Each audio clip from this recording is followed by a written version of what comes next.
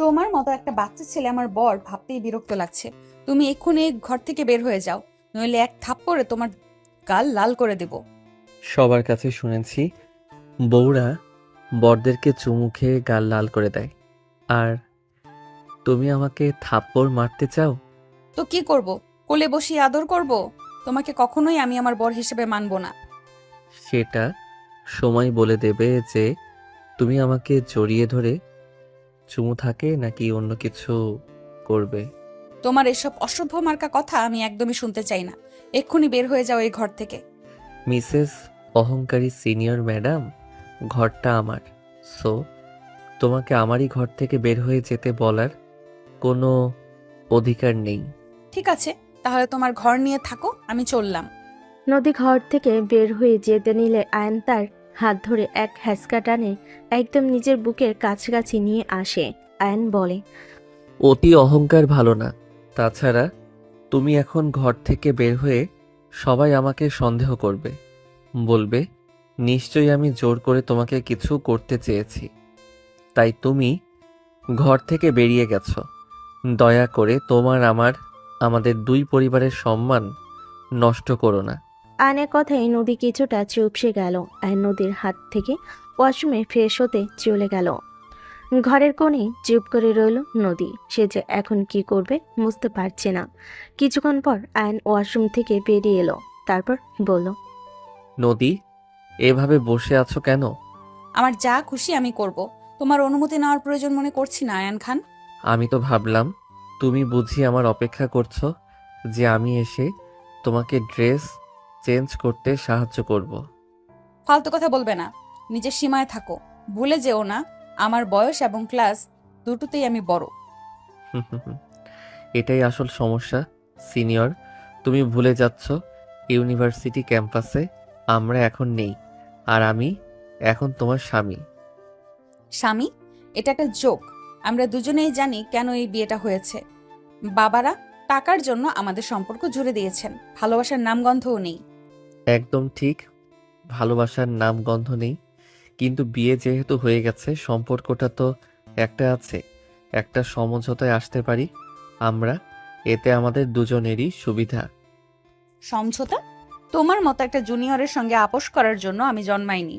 আমি কালই বাবাকে সব বলবো, আর এই বিয়ে ভেঙে এগুলো তোমার অহংকারের চেয়ে কম গুরুত্বপূর্ণ নয়। তুমি খুব ভালো করেই জানো এই বিয়ে সহজে ভাঙা সম্ভব না। একবার ভেবে দেখো এর ফল কি হবে। তুমি ভয় দেখাচ্ছ? না, সত্যটা মনে করিয়ে দিচ্ছি। এখন বিশ্রাম নাও, আমরা দুজনই দুজনকে স্পেস দেব। আপাতত স্বামী স্ত্রীর অভিনয়টা পরিবারের সামনে বজায় রাখতে হবে। এর বাইরে আমাদের ব্যক্তিগত জীবনে তুমি স্বাধীন, আমিও স্বাধীন। আর বিয়ে বিয়ে নাটক, এর সমাধান কি? মাত্র তো বিয়ে হলো, কিছুদিন যেতে দাও। আমরা পরিবারকে বুঝিয়ে দেব না আমরা একসাথে ভালো নেই, তাহলেই তো সমস্যার সমাধান হয়ে যাবে। মাত্রই বিয়ে হলো, এখনই যদি বিচ্ছেদের কথা বলো তাহলে সবাই তোমাকে ভুলই বসতে। তাহলে এই স্বামী স্ত্রীর নাটক কতদিন চলবে? আপাতত কয়েক মাস, তারপর সিদ্ধান্ত নেওয়া যাবে। ভালো, মনে রেখো আমার জীবনটা আমার, তোমার সঙ্গে আমার কোনো সম্পর্ক নেই। আপাতত না হয় নাই থাকলো। গুড নাইট মিসেস খান। আয়ন ঘর থেকে বেরিয়ে গেল। নদীর মুখে ফুটে উঠল এক কঠিন সংকল্প। গল্পটা চলে যায় 1 বছর আগের ঘটনায়। ইউনিভার্সিটির করিডর। আয়ন বন্ধুদের সাথে কথা বলছে। নদী ও তার দলবল সামনে উপস্থিত হলো। এই তোমরা কারা? মাঝখানে দাঁড়িয়ে জটলা করছো কেন? ক্যাম্পাসের নিয়ম জানো না? সিনিয়র, আমরা নিজেদের মধ্যে কথা বলছিলাম। ও, তোমরা তো বাচ্চা পোলা পান। এত সাহস তোমার যে সিনিয়রদের সাথে উচ্চ গলায় কথা বলো? আমার নাম জানো? জানি, নদী আহমেদ। বাহ, বেশ স্মার্ট তো। শোনো জুনিয়র, আমি এই ক্যাম্পাসের বস। এখানে আমার কথাই শেষ কথা। তুমি কি আমাদের ক্লাবে ঢুকতে চাও? এখনো সিদ্ধান্ত নেইনি। নাও, এটা তোমার ওয়েলকাম ট্রিট। যাও পরিষ্কার করে এসো, আর মনে রেখো তোমার মতো জুনিয়ররা আমার জন্য খেলার পুতুল মাত্র। তোমাদের মতো ছেলেদের আমি আমার পেছনে 24 ঘন্টাই ঘোরাই। ধন্যবাদ সিনিয়র। আপনার এই ইনফরমেশনে আমার নিশ্চয়ই কোনো উপকার হবে। তবে একটা কথা বলি, সময় সবসময় একরকম থাকে না। জুনিয়ররা যখন সিনিয়র হয় তখন খেলার চিত্রটা পাল্টে যায়। তোমার সাহস দেখে ভালো লাগলো, তবে সাহসটা যেন বেশি দূর না গড়ায়। আর একটা কথা বলি, তুমি যতদিনে সিনিয়র হবে ততদিনে এই ইউনিভার্সিটি থেকে আমার বিদায়ের ঘন্টি বেজে যাবে। নদী চলে গেল, আয়ন শুধু হাসলো। গল্প চলে আসে বিয়ে একদিন আগের ঘটনায়। ফাইনাল পরীক্ষার পর রাতের খাবার টেবিলে। নদী, একটা ভালো খবর আছে। আমরা তোমার বিয়ে ঠিক করেছি। কি বলছো বাবা? বিয়ে? আমি এখন ক্যারিয়ার নিয়ে ভাববো। বিয়ে কেন? শান্ত হ মা, আর তো খুব ভালো। তোর বাবার বন্ধু মিস্টার খান। আয়ান, আমি তো ওকে চিনি না। চেনা নেই জানা নেই এমন একটা ছেলেকে আমি বিয়ে করতে পারবো না। তাছাড়া তোমরা এই সিদ্ধান্ত নিলে আমাকে একবার জিজ্ঞাসাও করলে না। জিজ্ঞাসা করার কিছু নেই, সব ঠিক হয়ে গেছে। এই বিয়েটা আমাদের দুটি পরিবারের ব্যবসা এবং প্রতিপত্তির জন্য খুব জরুরি। বাবা, আমি তোমার ব্যবসার কোনো প্রোডাক্ট নই যে আমাকে নিয়ে ব্যবসায়িক চুক্তি করবে। এটা আমার জীবন, আমি আমার ইচ্ছের বিরুদ্ধে কিছু করব না। বাড়াবাড়ি করো না। তুমি যদি এই বিয়েতে রাজি না হও, তাহলে সমাজে আমাদের যে মুখ পড়বে তার জন্য তুমি দায়ী থাকবে। আমার বছরের পর বছর ধরে জমা করা সম্মান এক মুহূর্তেই ধুলোয় মিশে যাবে। তোমরা আমাকে ব্ল্যাকমেল করছো? মা, ভালো করে ভেবে দেখ, ছেলেটি খুব ভদ্র। আর এই ছেলে তোর বাবার যে উপকার হবে সেটা তুমি অস্বীকার করতে পারবে না। আমরা তোমার খারাপ চাই না। ঠিক আছে, আমি রাজি, কিন্তু এর জন্য যদি আমার জীবন নষ্ট হয় তবে তার দায় তোমাদের নিতে হবে। নদী যে পরিবারের চাপে হার মানল। বিয়ের আসর বর এসে বসলো। নদী বরকে দেখে চমকে উঠল। এ কি, তুমি? কেমন লাগলো সারপ্রাইজটা সিনিয়র? তুমি জানো আমি কে? তুমি কিভাবে? আমি জানি তুমি নদী আহমেদ, আর আমি এটাও ভুলিনি তুমি আমাকে র‍্যাগ দিয়েছিলে। দুনিয়াটা খুব ছোট ম্যাডাম নদী, খুব ছোট। বিয়ের পরের ঝড় সামলানোর জন্য প্রস্তুত থাকো। এটা তোমার প্রতিশোধ? প্রতিশোধ না, সুযোগ। ভাগ্য নিজেই আমাকে এই সুযোগ এনে দিয়েছে।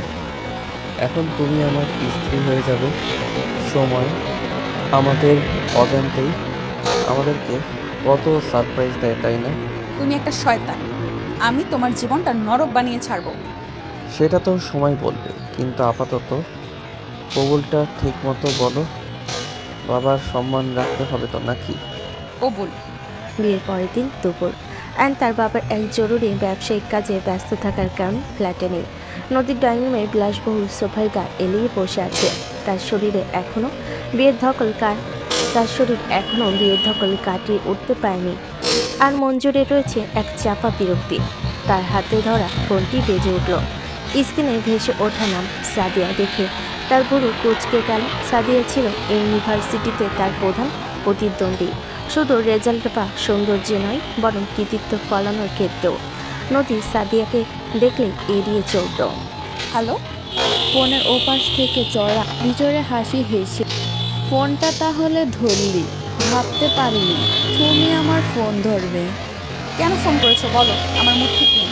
কেমন কেটেছে তোমার সুইট বাসর? নাকি বাসর রাতটা তোমাদের দুজনের মুখ দেখাদেখি না করেই কেটেছে? তোমার সঙ্গে আমার বাসর রাত নিয়ে আলোচনা করার কোনো প্রয়োজন মনে করছি না সাদিয়া। কেন ফোন করেছো সেটা সরাসরি বলো। তোমার অপ্রয়োজনীয় ঠাট্টা শোনার মতো সময় আমার নেই। তার্জুনের হাসি আরো বিকট হলো। আহা, এখনো সেই সিনিয়রগিরি অহংকার। কিন্তু আমি তো শুনলাম তুমি নাকি এখনো একটা জুনিয়রের বউ।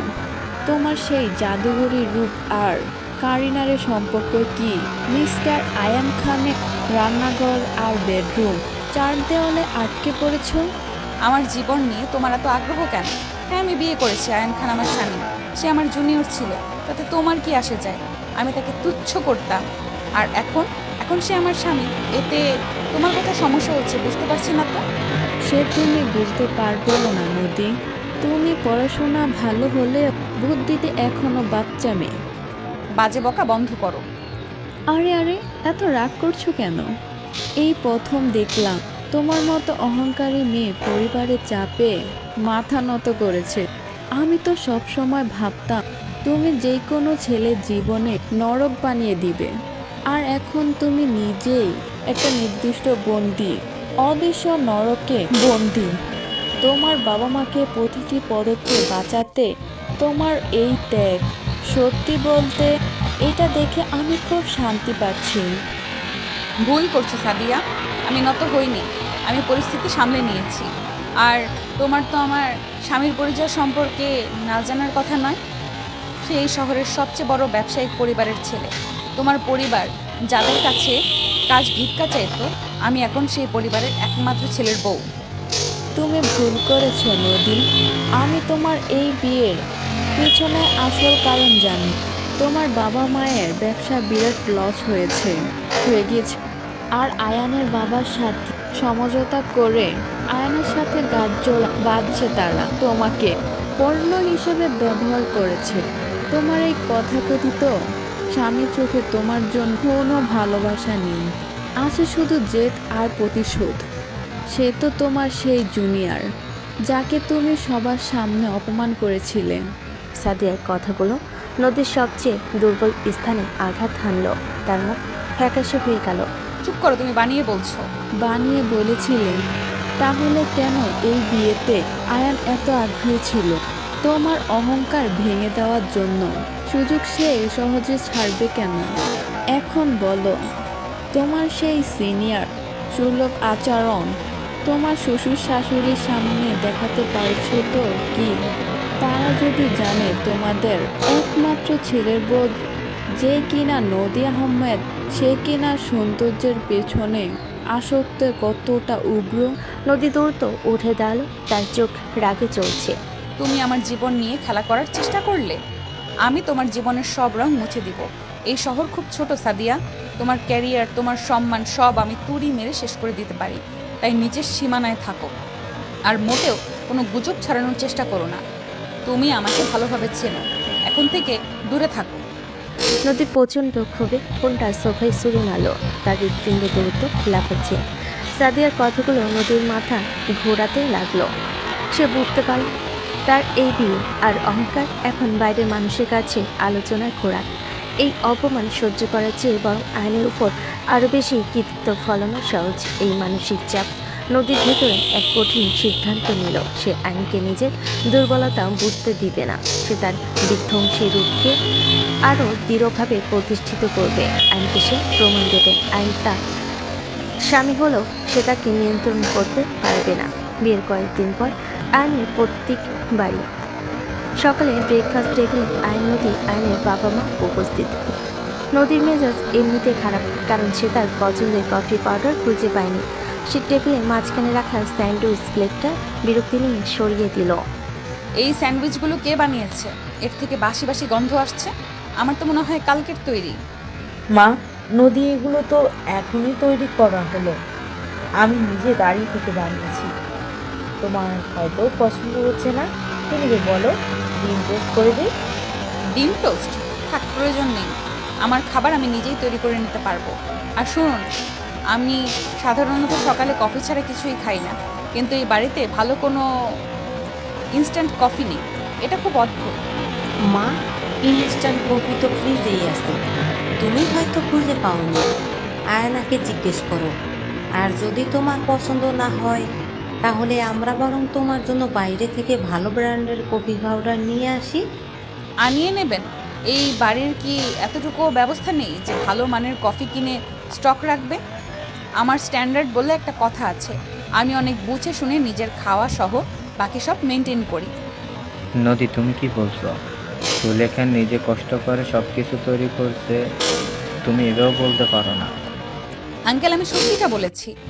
এইসব খাবার আর ব্যবস্থা আমার সঙ্গে যায় না। আমি ইউনিভার্সিটিতে থাকাকালীন যে ক্যান্টিনে খেতাম তার মান এর চেয়ে ভালো ছিল। আর আমি মিথ্যা কথা বলতে শিখিনি। নদী, তুমি আমার ছেলেকে, আমার পরিবারকে অপমান করছো। আমি এত কষ্ট করে কি করেছেন? আমার জন্য দয়া দেখাচ্ছেন? আমার কোনো দয়ার প্রয়োজন নেই। আপনি হয়তো জানেন না আমি আমার লাইফে এইসব ছোটোখাটো বিষয় নিয়ে কখনো কম্প্রোমাইজ করি না। আমি কেন করব? নদী, যথেষ্ট হয়েছে। তুমি এক্ষুনি মায়ের কাছে ক্ষমা চাও। ক্ষমা? আমি কেন ক্ষমা চাইবো? আমি সত্যি কথা বলেছি বলে তুমি আমাকে আদেশ করছো কেন? ভুলে যেও না, আমি তোমার সিনিয়র ছিলাম। তোমার বাবা মায়ের সামনে তুমি আমার সঙ্গে এমন আচরণ করতে পারো না। তোমার সিনিয়রগিরি তোমার ইউনিভার্সিটির জন্য ছিল নদী। এইটা আমাদের সংসার, আর এখানে কেউ কাউকে অপমান করতে পারে না। মায়ের কষ্ট হচ্ছে, তুমি দেখছো না? কষ্ট? অভিনয় করছেন।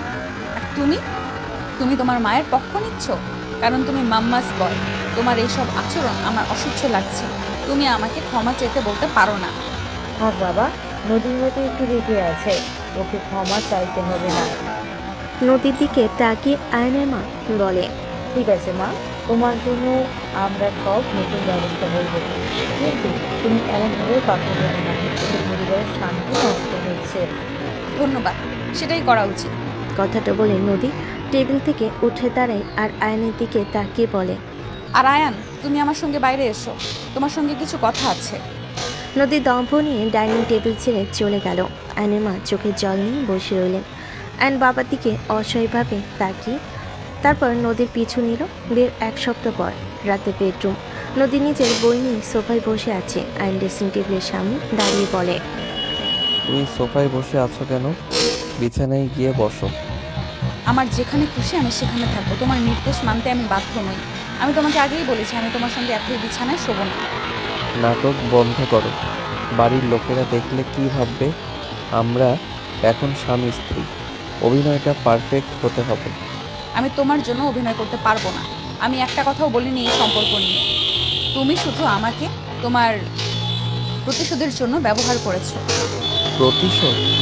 প্রতিশোধ নেওয়ার ইচ্ছে থাকলে তোমাকে আমি অনেক কিছুতেই জোর করতে পারতাম, সেই বৈধতাও আমার আছে, ভুলে যেও না। কিন্তু আমি সেসব কিছু চাই না। অস্বাভাবিকভাবে শুরু হওয়া একটা সম্পর্কে স্বাভাবিকভাবে সমাপ্তি হোক, আমি এটাই চাই। ততদিন অবধি সকলেও সামনে স্বাভাবিক আচরণ করো। বাইরে যখন বেরোবো তখন আমার হাত ধরে হাঁটতে হবে, হাসি মুখে আমার পরিবারের সঙ্গে মিশতে হবে। না হলে আমি কিন্তু তোমার অহংকার মাটির সাথে মিশিয়ে দিতে 2 বার ভাববো না। তুমি আমাকে ব্ল্যাকমেল করছো। একে ব্ল্যাকমেল বলো না নদী, একে পারস্পরিক বোঝাপড়া বলো। তুমি আমার বউ, অভিনয় করো, আমিও তোমার স্বামী, অভিনয় করব। আমরা একে অপরের জীবনে নাক গলাবো না, কারো কোনো কাজে বাধা হয়ে দাঁড়াবো না। রাজি? ঘৃণা করি তোমাকে। আমি জানি, কিন্তু চুক্তিতে রাজি আছো কিনা বলো। রাজি, কিন্তু মনে রেখো, তুমি সীমা অতিক্রম করলে আমি তোমাকে ছাড়বো না। আশা করি তার প্রয়োজন পড়বে না। আয়ন রাতে নদীর ল্যাপটপ দেখতে পেল, যেটি সে ভুল করে লগ ইন করা অবস্থায় রেখে গেছে। সেখানে একটা ছদ্মনামের অ্যাকাউন্ট, যার পোস্টগুলো খুবই আপত্তিকর এবং কিছু বিতর্কিত রাজনৈতিক বিষয় নিয়ে লেখা। এটা কি নদী? নীলুফার বেগমকে? আর এই পোস্টগুলো কিসের? তুমি আমার ব্যক্তিগত জিনিসে হাত দিয়েছো কোন অধিকারে? অধিকার আছে, যেহেতু তুমি আমার স্ত্রী, আমরা একই ঘরে থাকছি, তাই তোমার গোপন কোনো দিক থাকলে তা জানার অধিকার আমার আছে। এই অ্যাকাউন্টটা তোমার ছদ্মনাম, তাই না? তাতে তোমার কি? এটা আমার ব্যক্তিগত বিষয়। ব্যক্তিগত বিষয়? তুমি সেখানে বিশ্ববিদ্যালয়ের প্রশাসন নিয়ে আপত্তিকর মন্তব্য করছো। কিছু পোস্টে তো মনে হচ্ছে তুমি কিছু বড় ষড়যন্ত্রের ইঙ্গিত দিচ্ছ। আমাকে সত্যি করে বলো, তুমি কোনো ঝামেলায় পড়েছো? আমি কোনো ঝামেলায় পড়িনি, কিন্তু তুমি আমাকে জেরা করছো কেন সেটাই তো বুঝতে পারছি না। আমি জেরা করছি না, শুধু জানতে চাইছি তোমাকে কেন বারবার মনে করিয়ে দিতে হয় যে তুমি আমার বিয়ে করা বউ। এটাই আমি বুঝতে পারছি না। তুমি আমার নামের বউ হও বা সামাজিক দায়ী হও, তোমার কোনো সমস্যা হলে তোমার সাথে সাথে আমি এবং আমার পরিবারও বিপদে পড়বে। স্পষ্ট করে বলো, তুমি এই নীলুফার বেগম হয়ে কি করছো?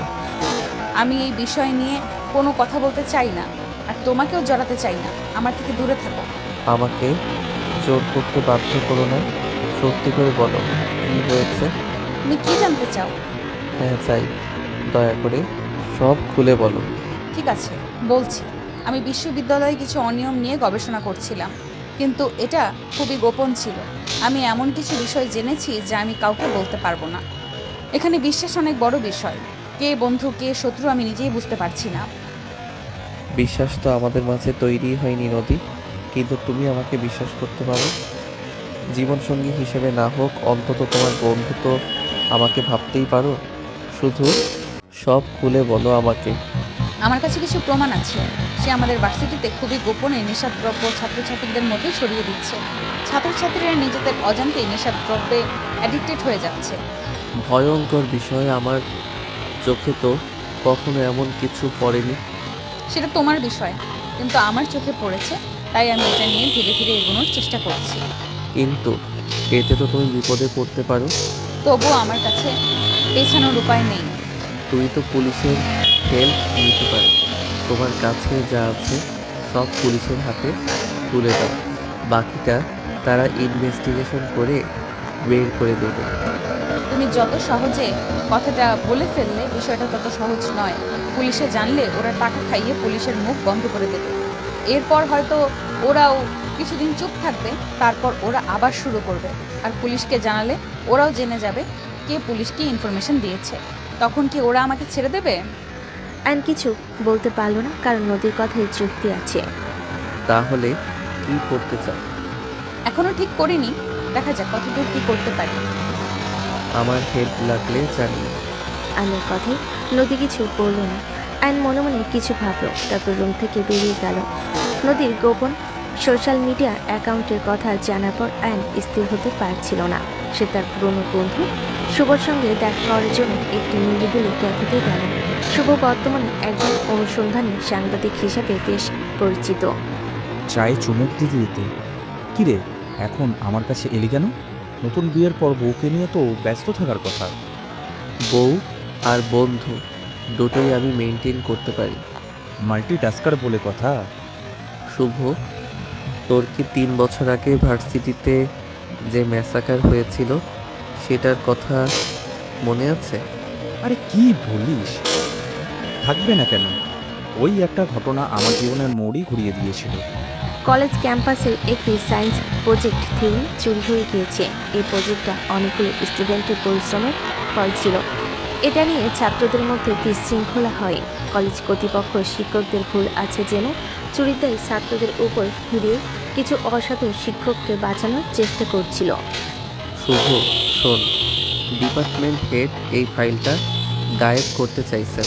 আমাদের প্রজেক্টটা চুরি হয়েছে, আর স্যার বলছেন এটা আমাদেরই ভুল। আমি জানতাম ওই হেড অফ ডিপার্টমেন্টও বরাবরই দুর্নীতিবাজ, কিন্তু আমরা কি করব? আমাদের হাতে কোনো প্রমাণ নেই। প্রমাণ আছে, এই দেখ, আমি লুকিয়ে এই চুরির চ্যাটগুলোর ছবি তুলেছি। কিন্তু কেউ আমাদের কথা বিশ্বাস করবে না। সবাই ভাববে আমরা জুনিয়ররা শুধু ঝামেলা করছি। না, আমরা চুপ থাকবো না। প্রমাণ যখন আছে তখন ভয় কিসের? প্রিন্সিপালকে আমরা বিশ্বাস করতে বাধ্য করব। তোকে শুধু আমার পাশে থাকতে হবে। আমি জানি কিভাবে কি করতে হবে। চল আমার সাথে। তুই সত্যি এটা করবি? তোর ক্যারিয়ার রিস্ক হয়ে যেতে পারে। আমার ক্যারিয়ার নয়, সত্যটা আগে। তুই শুধু ব্যাকআপ দিবি। আমার কাজ আমি জানি। ফ্ল্যাশব্যাক শেষ হয় সেই দুর্নীতি শুভ ফাঁস করেছিল, যার কারণে আইন তার সততা এবং সাহসের উপর আস্থাশীল। অনেক বড় একটা ব্লান্ডার হতে চলেছে। কি ব্যাপার খুলে বল। শুভ, খুব সিরিয়াস ব্যাপার, তোর সাহায্য দরকার। আমার মনে হচ্ছে বড় কিছু একটাতে আমার স্ত্রী জড়িয়ে পড়েছে। তোর স্ত্রী? নদী আহমেদ, ক্যাম্পাসের সেই অহংকারী সিনিয়র? হ্যাঁ আমি জানি তোরা ওকে অপছন্দ করতিস, কিন্তু এখন সে আমার স্ত্রী, আর সে হয়তো বিপদে আছে। দেখ। নদীর নীলুফার বেগম অ্যাকাউন্টে স্ক্রিনশট দেখালো। শুভ স্ক্রিনশট দেখতে দেখতে বলে, নীলুফার বেগম? বাহ, তোমার স্ত্রী ছদ্মনামে ইউনিভার্সিটির অ্যাডমিন নিয়ে লিখছে। আর সেই পোস্টগুলো, এইগুলো তো শুধু অভিযোগ নয়, এগুলো গুরুতর কিছু ইঙ্গিত মনে হচ্ছে। ঠিক তাই, আমাকে বল, এ ধরনের রহস্য ফাঁস করতে হলে প্রথম ধাপ কী হওয়া উচিত? প্রথম ধাপ হলো বিশ্বাস। তুই কি তোর স্ত্রীকে বিশ্বাস করিস? সে সত্যিই ষড়যন্ত্রের অংশ নয়, বরং শিকার। এটা নিশ্চিত তো? আমি নিশ্চিত না। তার অহংকার আর জেদের কারণে সে এখনও সব কিছু স্বীকার করছে। না, কিন্তু আমি অনুভব করেছি সে বিপদে আছে। আমি তাকে বিয়ে করেছি বাধ্য হয়ে, কিন্তু এখন আমি তার পাশে দাঁড়াতে চাই। তুই আমার পাশে থাকবি? তুই তো সাংবাদিক, তোর বুদ্ধি আর নেটওয়ার্ক ছাড়া আমি এগোতে পারবো না। তুই তো সেই কলেজ জীবন থেকেই সত্যের পক্ষে থাকিস। তোর স্ত্রী সিনিয়র হোক বা অহংকারী, যদি সে অন্যায়ের জন্য লড়ে থাকে তবে আমি তার পাশে থাকবো। কিন্তু একটা কথা মনে রাখিস, এইসব হাই প্রোফাইল কেসে হাত দেওয়া খুব বিপজ্জনক। আমরা সাবধানে এগোবো। তোর স্ত্রীকে সব সত্য বলতে বলবি। এটাই চাইছিলাম, জানতাম তুই আমাকে ফেরাবি না, কিন্তু মনে রাখিস আমার পরিবার যেন এর আজ না পায়। তোর চিন্তা নেই। আর হ্যাঁ, বিয়ের কথা তো লুকিয়ে রাখবি। বাড়িটা কিন্তু বাকি রইল মিস্টার খান। আগে এই ঝামেলাটা মিটুক, তারপর জমিয়ে পার্টি দেব। তুই একটু বস, আমি 10 মিনিটের মধ্যে আসছি। কোথায় যাচ্ছিস? আমি যাচ্ছি না, বরং 10 মিনিটের মধ্যে আসছি। তুই কিন্তু যাস না, বস। মিনিট 20 পর শুভ ফিরে এসে টেবিলে বসে। কোথায় গিয়েছিলি? ছিলাম আশেপাশে। তোর বউ নদী আহমেদ, তাই তো? হ্যাঁ, তুই জানিস ওর নাম? জানি। এবার শোন, এই ব্যাপারে কিছু খবর আছে আমার কাছে। ইউনিভার্সিটির অ্যাডমিনিস্ট্রেশনের বড় ধরনের কিছু ঘটেছে। কিছু ছাত্র এই ঘটনায় জড়িত। আর নদী? কারো কারো মতে নদী ছিল সেই গ্রুপের মাস্টারমাইন্ড। যদিও সরাসরি কোনো প্রমাণ নেই, তবে একটা সময় সে বেশ সক্রিয় ছিল, কিন্তু সে হঠাৎ চুপ করে গেল। গুজব আছে তাকে চুপ করিয়ে দেওয়া হয়েছিল। চুপ করিয়ে দেওয়া হয়েছিল? হ্যাঁ, কিছু ক্ষমতাধর ব্যক্তি চাপ ছিল হয়তো। এই দেখ, সে সময়কার কিছু পুরনো নিউজ ক্লিপ। তোর বউ একটা বড়সড় খেলার অংশ ছিল দোস্ত। ধন্যবাদ শুভ, খুব সাবধানে থাকিস। এই তথ্যগুলো এখন খুব স্পর্শকাতর। বুঝতে পারল নদী তাকে যা বলেছে তা পুরোপুরি বলেনি, আড়ালে আরও বড় কোনো রহস্য লুকিয়ে আছে। রাতের বেলায় হঠাৎই নদীর বাবা ফোন করে বলে, হ্যালো নদী, অর্পা কি তোর বাসায় গেছে? না তো বাবা, ও আমার বাসায় এলে তো আমি তোমাকে জানাতাম।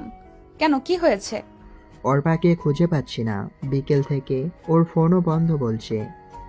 কোথাও খুঁজে পাচ্ছি না। ওর কোনো বন্ধু, আমাদের আত্মীয় স্বজন সবাইকে ফোন করেছি, কিন্তু অর্পা কোথাও নেই। কি বলছো বাবা? অর্পা নেই? কোত্থেকে নেই? জানি না মা, বিকেল থেকে ওর ফোন বন্ধ। কলেজ থেকে বলল ও কলেজেও নাকি যায়নি। আমরা পুলিশকে খবর দিয়েছি, কি করব বুঝতে পারছি না। চিন্তা করো না, আমি খোঁজ নেওয়ার চেষ্টা করছি, তুমি টেনশন করো না। নদী ঘাবড়ে গেল। সে বুঝতে পারছে না কি করবে, আর নদীর কাছে এগিয়ে আসে। কি হয়েছে? কোনো সমস্যা? অর্পা নিখোঁজ, আমার বোনটাকে খুঁজে পাওয়া যাচ্ছে না। কিন্তু এটা কিভাবে হলো বুঝতে পারছি না কিছু। শান্ত হও নদী। অর্পা কোথায় গিয়েছিল জানো কিছু? বাবা বলল কলেজের জন্য বের হয়েছিল বাসা থেকে, কিন্তু কলেজে নাকি যায়নি। কোথায় যেতে পারে অর্পা?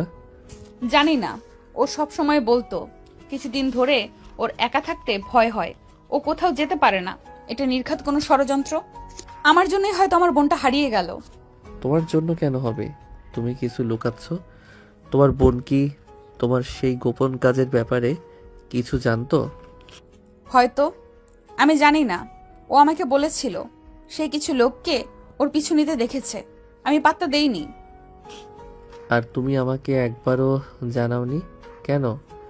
এগুলো ও আমার বিয়ের আগে বলতো, আমার বিয়ে হওয়ার পর আর কখনো কিছু বলেনি।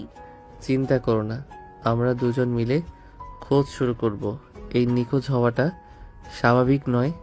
নদীর বিয়ের এবং অর্পা নিখোঁজ হওয়ার বেশ কিছুদিন আগে, রাত তখন প্রায় 9টা। নদী তার ঘরে বসে ল্যাপটপে কিছু গুরুত্বপূর্ণ কাজ শেষ করেছে। তার ঘরে নীরবতা ভেঙে দরজা কড়া নাড়ল অর্পা। তার চোখে স্পষ্ট আতঙ্ক। অর্পা, এখন কেন এসেছিস? আমি জরুরি কাজ করছি, তুই পরে আসিস, যা এখন। আপু প্লিজ শোনো, আমি খুব ভয়ে আছি। আমার না ভালো লাগছে না, আমার মনে হচ্ছে কি আমাকে ফলো করছে। ফলো করছে? কে ফলো করছে? তুই কি কোনো সিনেমার হিরোইন যে তোমাকে মাফিয়ারা ফলো করবে?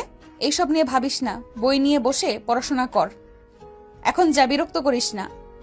আমি সিরিয়াস আপু, আজ বিকেল থেকে একটা কালো সেডান গাড়ি আমাদের বাসার গলি দিয়ে দুবার গেছে, আর কাল রাতেও ছাদে যেন কিসের একটা শব্দ হয়েছিল।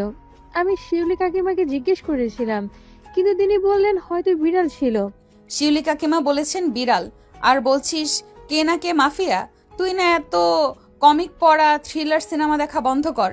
তোর এখন একমাত্র কাজ হলো মন দিয়ে পড়াশোনা করা, কারণ সামনেই পরীক্ষা। তোর কাল্পনিক গল্প আমাকে শোনাতে আসিস না। আপু কিন্তু আরেকটা জিনিস মনে আছে, কয়েক সপ্তাহ আগে তুমি আমাকে যে পুরনো পেন ড্রাইভ দিয়েছিলে ব্যাকআপ রাখার জন্য? হ্যাঁ, দিয়েছিলাম। কেন, সেটা কি খারাপ হয়েছে? না, আমি ওটা দেখতে গিয়ে দেখি তাতে তোমার এনক্রিপ্টেড ফাইল। আমি কৌতূহলবশত ফাইলটা খোলার চেষ্টা করেছিলাম। না, আমি তো কোনো কোড জানতাম না, কিন্তু নামগুলো দেখা যাচ্ছিল। তাতে রৌফ আঙ্কেল, ট্রাস্ট রিপোর্ট আর একটা নাম দেখলাম, পিঙ্ক ডায়মন্ড। তুই এটা কি করলি? তোর এত সাহস হলো কিভাবে আমার কাজের ফাইলে হাত দেওয়ার? তোকে কে অনুমতি দিল? আমি দুঃখিত আপু, কিন্তু ওই নামগুলো দেখে আমার খুব অদ্ভুত লাগছিল। আর যখন থেকে আমি ফাইলটা দেখতে গেছি, আমার ল্যাপটপ কিছু উল্টাপাল্টা পপ আপ আসছে। মনে হচ্ছে কেউ যেন আমার সব অ্যাক্টিভিটি নজর রাখছে। নজর রাখছে? অবশ্যই নজর রাখবে, কারণ তুই একটা অপরাধ করেছিস। গুরুত্বপূর্ণ তথ্য না বলে দেখার চেষ্টা করেছি। শোন অর্পা, ওই ফাইলগুলো আমার একান্ত ব্যক্তিগত কাজ। তোর এই অতিরিক্ত কল্পনা আর বাড়াবাড়ি বন্ধ কর। আপু বিশ্বাস করো, আমার খুব ভয় করছে। আমার মনে হচ্ছে ওই লোকগুলো তোমার ফাইলগুলোর জন্য আমাকে ফলো করছে। ওরা হয়তো জানে আমি কিছু দেখেছি। এসব ফলো করার গল্প বানানো বন্ধ কর। ওরা জানে, ওরা কি জানে? ওরা জানে নদী আহমেদের বোন অর্পা আহমেদের মাথা খারাপ হচ্ছে। তোর যদি এত ভয় করে তাহলে চুপচাপ নিজের ঘরে থাক। আর আমার কাজে যদি আর একবার হাত দিয়েছিস তবে তার ফল ভালো হবে না। তোমার সেই বাচ্চামি সুলভ কৌতূহল তোর জন্যই বিপদ ডেকে আনবে। ঠিক আছে আপু, আমি আর কাউকে কিছু বলবো না। আমি ভেবেছিলাম তুমি অন্তত আমার কথা শুনবে। অর্পা কাঁদতে কাঁদতে ঘর থেকে বেরিয়ে গেল। নদী ল্যাপটপ খুলে আবার কাজে মন দিল, কিন্তু তার মনটা খচখচ করতে থাকলো। সে মুহূর্তের জন্য ভাবলো পিঙ্ক ডায়মন্ড কোডটা অর্পা জানলো কিভাবে, কিন্তু পরক্ষণে তার মন তাকে বোঝালো অর্পা নিশ্চয়ই কোনো সিনেমা দেখে এমন কথা বলছে। নদী জানতো না তার এই ছোট্ট ভুল অর্পার জন্য বিপদ ডেকে আনবে। পরের দিন আয়ন ও নদী দুজনেই অর্পাকে খুঁজতে বের হয়। তোমার বন্ধু কি পারবে অর্পার খোঁজ বের করতে? চেষ্টা করবে, আমিও চেষ্টা করব, কিন্তু কতক্ষণ করতে পারবো কেন এভাবে বলছো কেন? জানি না, কিভাবে আর বলবো বলো। তুমি তো এখনো কিছু বিষয় গোপন রাখতে চাইছো। আমি বিশ্বাস করতে পারছি না এত বড় একটা জিনিস তুমি আমার কাছে গোপন করেছো। তুমিও তো আমাকে জোর করে বিয়ে করেছো, আমি কাকে বিশ্বাস করব? তোমার উদ্দেশ্য কি আমি জানি না। তুমি প্রতিশোধ নিচ্ছ না অন্য কিছু, তাও জানি না।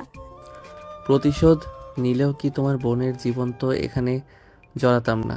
তোমার সাথে আমার টুকটাক ঝামেলা থাকলেও অর্পার সাথে তো নেই।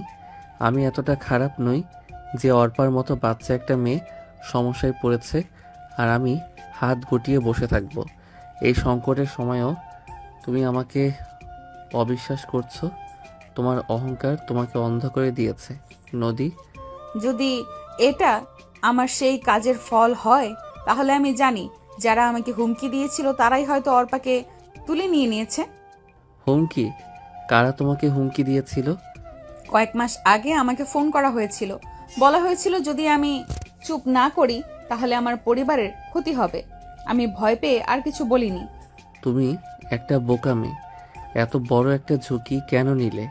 এখন আমি বুঝতে পারছি তোমার অহংকারের চেয়েও বড় একটা বিপদ আমাদের সামনে দাঁড়িয়ে আছে। তুমি কি আমায় সাহায্য করবে নাকি এখনো আমার উপর প্রতিশোধের কথাই ভাবছো? অর্পা আমারও পরিবারের সদস্য। এখন আর অহংকার বা প্রতিশোধের সময় নয়, এখন শুধু টিকে থাকার সময়। আমরা একসঙ্গে এর মোকাবেলা করব। তোমার আমাকে বিশ্বাস করতেই হবে। নদীর কঠিন মুখ নরম হলো। সে এই প্রথম আয়নের চোখে শুধু জেদ নয়, সত্যিকারের উদ্বেগ দেখল। নদী বুঝতে পারল যে আয়ন এতটাও খারাপ মানুষ নয় যতটা সে ভাবছে। সন্ধ্যা গড়িয়ে রাত হয়েছে, বাইরে প্রবল বাতাসের শব্দ। আয়ন এবং নদী একটি পুরনো এবং নির্জন ক্লাব হাউসের কাছাকাছি তাদের গাড়ি পার্ক করেছে। এই ক্লাবটি রোফ এখন গোপনে ব্যবহার করে। আয়নের হাতে একটি উচ্চ ক্ষমতা সম্পন্ন প্যারাবোলেটিক মাইক্রোফোন এবং লিসেনিং ডিভাইস আছে। তাদের লক্ষ্য রোফ আর তার সঙ্গীর কথাবার্তা শোনা, তাদের পরবর্তী পদক্ষেপ বুঝতে পারা, যেন এরাও সতর্ক হতে পারে, সঠিক পদক্ষেপ নিতে পারে। তুমি নিশ্চিত তো এই ডিভাইস কাজ করবে? ক্লাবটার দেওয়ালগুলো তো অনেক পুরো মনে হচ্ছে। এটা বিশ্ববিদ্যালয়ের প্রজেক্টের জন্য তৈরি হয়েছিল। সামান্য দেয়াল এটাকে আটকাতে পারবে না। শুভ নিশ্চিত করেছে রৌফ আর জামিল আজ এখানে বসার কথা। ওরা দুজনই ভাবছে ওরা এখন নিরাপদ, আর এটাই আমাদের সুযোগ। শুভ শুভ, তোমার সব কাজে কেন এই সাংবাদিক বন্ধুকে লাগবে? তুমি কি নিজে কিছু করতে পারো না? এখনো সেই জুনিয়র সুলভ নির্ভরতা? আমি জানি তুমি এটা না করলে তোমার মনে শান্তি আসবে না। তোমার এই অহংকারটা রেখে দাও নদী। এখন আমাদের জুনিয়র সিনিয়র খেলার সময় নয়। আমি শুভর টেকনিক্যাল ক্ষমতা ব্যবহার করছি, আর তোমার কাজ হলো চুপ থাকা এবং তথ্যগুলো বিশ্লেষণ করা। মনে রেখো আমরা দুজনই এখন একই নৌকার যাত্রী। ঠিক আছে, আমি আমার মুখ বন্ধ করছি। কিন্তু যদি সামান্য ভুল হয়, আয়ান তুমি জানো আমি কতটা জেদি, কি করতে পারি। আয়ন মাথা নাড়ল এবং মনোযোগ দিয়ে ডিভাইসের শব্দ শোনার চেষ্টা করলো। কিছুক্ষণ পর স্পিকারে অস্পষ্ট কিন্তু চিহ্নিত দুটি কণ্ঠস্বর শোনা গেল। একটি কণ্ঠ রফের, অন্যটি জামিলের। জামিল, তুমি নিশ্চিত করো কোনো প্রমাণ যেন না থাকে। ওই ফাইলগুলো আমার জন্য খুব বিপজ্জনক। আর অর্পা, ওই মেয়েটা। স্যার, আমি সব ঠিক করে দিব, কিন্তু অর্পার নিখোঁজ নিয়ে একটু বেশি বাড়াবাড়ি হচ্ছে না? যদি পুলিশকে ওরা জানায় তাহলে তো আমাদের বিপদ। ওরা পুলিশকে জানাবে না মেয়ে নিখোঁজ। এই কথা ছড়িয়ে গেলে ওদের তার মান সম্মান কিছু থাকবে না। ওটা ওদের মাথায় ভালো করে ঢুকিয়ে দেওয়া হয়েছে, কোনো সমস্যা হবে না। স্যার, আপনি যত সহজে বলছেন বিষয়টা এতটাও সহজ নয়। নদীর যেই জেদ, ও যদি বেঁকে বসে আর পুলিশকে জানায়। পুলিশ আমার হাতের মুঠোয়। অর্পাকে নিয়ে চিন্তা করো না, মেয়েটা এখন নিরাপদ হেফাজতে আছে। সে শুধু একটা নাম জানে, একটা কোড। সেই কোডটা আমার দরকার। অর্পাকে মারার কোনো ইচ্ছা নেই আমার। কাজ হয়ে গেলে ওকে আমি এমনিতেই ছেড়ে দেব। বাচ্চা মেয়ে একটা। এইদিকে নদী রফ আর জামিলের কথা শুনে উত্তেজিত হয়ে উঠল। কোড শুনছো? ও কোডের কথা বলছে। প্লিজ শান্ত থাকো, আমাকে শুনতে দাও। রফ আর জামিলের কথাবার্তা এখনো চলমান। আমার এখন টাকার চেয়ে ওই কোডটা জরুরি। আজ রাত 12টার মধ্যেই সব শেষ করতে হবে। কাল সকালে যেন কোনো সূত্র না থাকে। আমার আন্তর্জাতিক পাচারের কাজটা যেন না থামে। তোমার কাজ হলো সব কিছু রেডি রাখা। স্যার, কিন্তু সেই পিঙ্ক ডায়মন্ড নিয়ে কি হবে? পাচারটা কি সত্যি হবে? অবশ্যই হবে। পিঙ্ক ডায়মন্ড কোডটা শুধু আমার জানা দরকার। ওই কোড ছাড়া আমার হিসেব গায়েব হয়ে যাবে। আর ওই কোডটা অর্পার কাছে আছে। তুমি দ্রুত অর্পাকে তৈরি করো। আজ শেষ চালান। এটা আমার জীবনের সবচেয়ে বড় চাল। সব কথা শুনে নদী আতঙ্কিত হয়ে ওঠে। পিঙ্ক ডায়মন্ড, আয়ান অর্পা ঠিকই বলেছিল। এই লোকগুলো শুধু দুর্নীতিবাজ নয়, ওরা আন্তর্জাতিক অপরাধী। আজ রাত 12টা আর পিঙ্ক ডায়মন্ড, এর মানে অর্পার কাছে কোনো গুরুত্বপূর্ণ তথ্য আছে যা ওরা টাকা পাচারে ব্যবহার করবে। রৌফ আমাদের এই বিয়েকে ঢাল হিসেবে ব্যবহার করছে, যাতে কেউ তার দিকে সন্দেহ না করে। ওরা ভাবছে আমরা একে অপরের সঙ্গে বনিবনা করতে পারবো না, তাই অন্য কোনো দিকে লক্ষ্য রাখতে পারবো না। ওরা ভাবছে আমার অহংকার আমাকে অন্ধ করে রেখেছে। আমি ওদের দেখাবো আমার জেদ কতটা ভয়ঙ্কর হতে পারে। ওরা আমাদের দুজনকেই নিজের স্বার্থে ব্যবহার করার চেষ্টা করেছে নদী। রৌফ মনে করে আমি দুর্বল আর তুমি অহংকারী। এটাই আমাদের জয় করার চাবি। আমরা ওদের ধারণা ভুল প্রমাণ করব। জামিল, আমরা প্রথমে জামিলকে চাপ দেব। ও রৌফের চেয়েও বেশি ভীত। ওকেই আমাদের ফাঁদে ফেলতে হবে। ঠিক বলেছ। আমরা এখন এমন একটা চাল চালবো যা ওরা স্বপ্নেও ভাবেনি। চলো, এই ক্লাব হাউসের ভেতরে কি চলছে সেটা এখন দেখার বিষয় নয়। এখন আমাদের পরবর্তী চাল তৈরি করতে হবে। আয়ন ডিভাইসটি দ্রুত বন্ধ করে দিল। এখন সময় নতুনভাবে সব পরিকল্পনা করা। আয়ন এবং নদী গভীর রাতে ড্রয়িং রুমে বসে আছে। নদীর ল্যাপটপে তার পুরনো নির্ভর বেগম অ্যাকাউন্টের ফাইলগুলো খোলা। এই ফাইলগুলো ভালো করে দেখতে হবে। নদী, তোমার কাজটা কি ছিল আমাকে স্পষ্ট করে বলো। কোনো লুপহোল রাখা চলবে না। ইউনিভার্সিটির টেন্ডার আর নিয়োগ প্রক্রিয়া নিয়ে একটা বিশাল দুর্নীতি হয়েছিল। কয়েকজন সিনিয়র প্রফেসর আর অ্যাডমিনিস্ট্রেশনের হাই অ্যাপস এর পেছনে ছিল। অর্পাকে আমি কিছু তথ্য কপি করে রাখতে দিয়েছিলাম। অর্পার কাছে কি ছিল? শুধু কপির জন্য ওকে তুলে নেবে কেন? আমি শিওর না, কিন্তু অর্পা গত সপ্তাহে এই ফাইলগুলো দেখে আমাকে বলেছিল, আপু এই লোকগুলো কিন্তু শুধু টাকা খাচ্ছে না, এদের পেছনে আরো বড় কেউ আছে। বড় কেউ মানে কোনো রাজনৈতিক বা মাফিয়া কানেকশন? সম্ভবত আমি এই এনক্রিপ্টেড ফাইলটা খুলতে পারিনি। এটা একটা পাসওয়ার্ড প্রোটেক্টেড ডকুমেন্ট। আমার মনে হচ্ছে অর্পা হয়তো এই পাসওয়ার্ডটা জানে, অথবা এটা ওপেন করার চেষ্টা করেছিল। ঠিক আছে, এখন আমরা দুজন, আমার বন্ধু শুভ সাংবাদিক, সে এসব তথ্য নিয়ে কাজ করতে পারে, কিন্তু আমাদের প্রমাণের প্রয়োজন। এই ফাইলটা খোলো। তোমার অহংকার নিয়ে আমার খেলার সময় এখন শেষ। এখন আমার বোনের মতো একজনকে বাঁচানোর প্রশ্ন। আর তোমার সেই সিনিয়র অহংকার, আমার ধৈর্য সব একপাশে রাখো। আমি তোমাকে বিশ্বাস করছি, তুমি শুধু সত্যটা বলবে। আমরা স্বামী স্ত্রী না হই, অন্তত দুজন মানুষ হিসেবে এই লড়াইটা লড়ব। তুমি কেন এত সাহায্য করছো? এখনো তোমার প্রতিশোধের সুযোগ আছে। তুমি আমাকে পুলিশের হাতে তুলে দিতে পারো। ধন্যবাদ আয়ান, এই প্রথম আমি তোমার উপর ভরসা করলাম। পাসওয়ার্ড অর্পার কোনো প্রিয় মানুষের নাম হতে পারে। নাম, ডাকনাম, কোনো সংখ্যা, সব চেষ্টা করো। তারা দুজন মিলে ফাইল নিয়ে কাজ শুরু করলো এবং তাদের ফাঁকে ফাঁকে দুজন মধ্যকার দূরত্ব ধীরে ধীরে গলতে শুরু করলো। পরদিন আয়ন ও নদী একসাথে বের হয়ে ইউনিভার্সিটির সেই পুরনো প্রফেসর মিস্টার জায়ানের খোঁজ করতে গেল। মিস্টার জামান এই দুর্নীতির মূল হোতাদের একজন ছিল। এই গেস্ট হাউসে কেন? জামান স্যার তো এখন ইউনিভার্সিটিতে নেই। আমার কাছে খবর আছে, উনি এই শহরেই আছেন। উনি এখন ভয়ে লুকিয়ে আছেন। আমাদের বুঝতে হবে কেন তিনি চুপ। উনি একমাত্র চাবি। তারা দুজন গেস্ট হাউসের লবিতে অপেক্ষা করছে। মিস্টার জামান সিঁড়ি দিয়ে নামতেই নদী এগিয়ে গেল। জামান স্যার, আপনি কেমন আছেন? কি খবর আপনার? নদী, তুমি এখানে? তুমি আমার কাছে এসেছো কেন? চলে যাও, আমাকে একা থাকতে দাও। একা থাকতে চাইলেই কি পারা যায়? অপরাধ সবসময় ছায়ার মতো করে পেছনে পড়ে থাকে। আমার কাছে কি চাই তোমার? যত যাই করো, আমি কোনো কিছু জানি না। তা বলতে তো হবে না স্যার। আমার বোন নিখোঁজ, এর পেছনে কি আপনার কোনো হাত আছে? না না, আমার কোনো হাত নেই। আমি অনেক আগেই এসব থেকে সরে এসেছি। আমাকে জোর করা হয়েছিল। আপনাকে কে জোর করেছিল স্যার? আমাদেরকে খুলে বলুন। মেয়েটি এখন বিপদে, আমাদের সাহায্য করুন। বললাম তো আমি কিছু জানি না। এখনই এখান থেকে চলে যাও। স্যার, আমরা আপনাকে অনুরোধ করছি সাহায্য করার জন্য। দয়া করে আমাদের কঠোর হতে বাধ্য করবেন না। কি করবে তোমরা? তোমরা আমার কিছু করতে পারবে না। আমরা অনেক কিছুই করতে পারি। আপনার ভালো মানুষের পেছনের খারাপ মুখোশ উন্মোচন করে দিতে পারি। তোমরা আমাকে ভয় দেখাচ্ছ। ভয় দেখিয়ে কোনো লাভ নেই। আমি অর্পার বিষয়ে কিছু জানি না। আপনি যদি কিছুই না জানেন, তাহলে নদীর বোনের নাম যে অর্পা, এটা কি করে জানলেন? মিস্টার জামান এবার সত্যি সত্যি ভয় পেলেন। বুঝতে পারলেন যে আর বেশিক্ষণ আয়ান নদীকে তিনি কথার জালে আটকে রাখতে পারবেন না। শুনুন স্যার, আমাদের বোকা বানানোর চেষ্টা করে লাভ নেই। আমাদের সত্যি করে সব কিছু খুলে বলুন, না হলে আপনার এই দুর্নীতির ফাইলগুলো আজ রাতে সংবাদ মাধ্যমে চলে যাবে। ফাইল?